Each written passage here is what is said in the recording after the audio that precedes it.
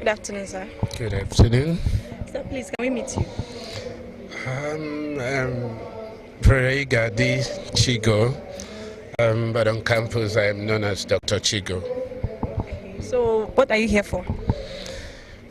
Wow, something huge, something that's dear to my heart. So Innocent launching his album, and not just launching an album, and a kind of celebration for a music ministry and the team that he has formed. And being somebody who is interested in young people, I just had to make it a point of duty to be here today. So, sir, what advice do you have for young people who would want to do what Pastor Innocent has done? Wow.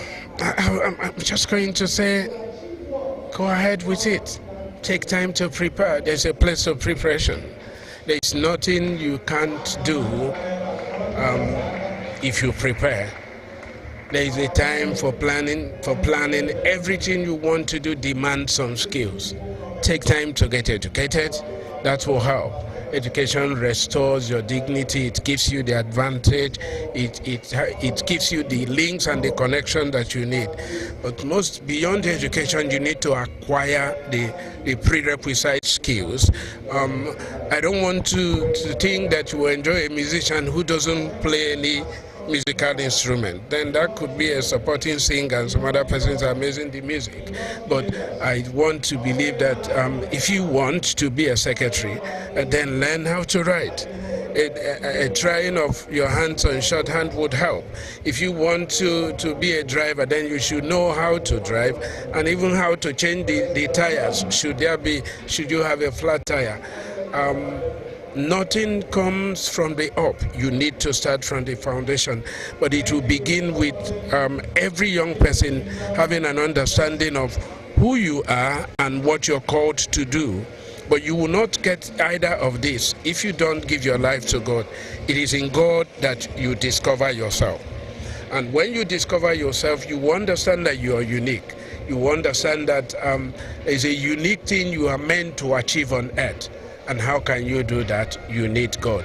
God will give you focus, God will give you direction. But the strength and zeal must be yours. You must put in fact, the Bible teaches that the glory of young people is their strength. It talks about gray hair being the glory of the old. But what we have in young people is strength. Strength that will allow you to achieve much, to pursue goals and to achieve them. Now, you don't need to waste your strength. You don't need to have your strength squandered. What will help it not to waste is having something you are pursuing. What is it that you are good in? What is it that you can do? If you can't see any of those things, then begin to read. Begin to look at others, people around you, and doing something. As you see what they are doing, you begin actually to understand also, yes, that there is a role you can play. For instance, there's somebody here who today could have performed the role of an MC. It might be the beginning of the discovery of that young lady, that she's got the power of words and she begins to learn how to speak in the public, acquired public speech skills, and that will help him or her tomorrow to do better in that. And I begin to, somebody is good in mathematics. The society will just say you're going to be an engineer. But is it so? Will everybody be an engineer? You're doing well in high school. Everybody wants you to go and study medicine. Must everybody be doctors? What else can you do? We need to begin to think in that terms. It is not right for somebody to feel I am a Christian and then I will not achieve. No. I believe actually that it's those who are Christians who love God that should do better.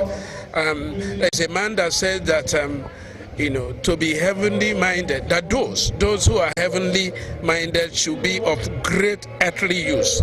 And that's why we are left here. If we're meant to be in heaven, the day you give your life to Christ, you are translated to go to heaven. But as long as God leaves us here, God is working hard to sustain you, to keep you in health, to keep you alive. Then you must put that life, that strength, that grace that you have into achieving the purpose. It should be a prayer for every young person. God, reveal my purpose to me. And the additional prayer that should not be separated from the first is, grant me grace to pursue and to fulfill that purpose. That's a wonderful speech. Thank you very much, sir. Thank you. Thank you. I appreciate it. Thank you. Thank you.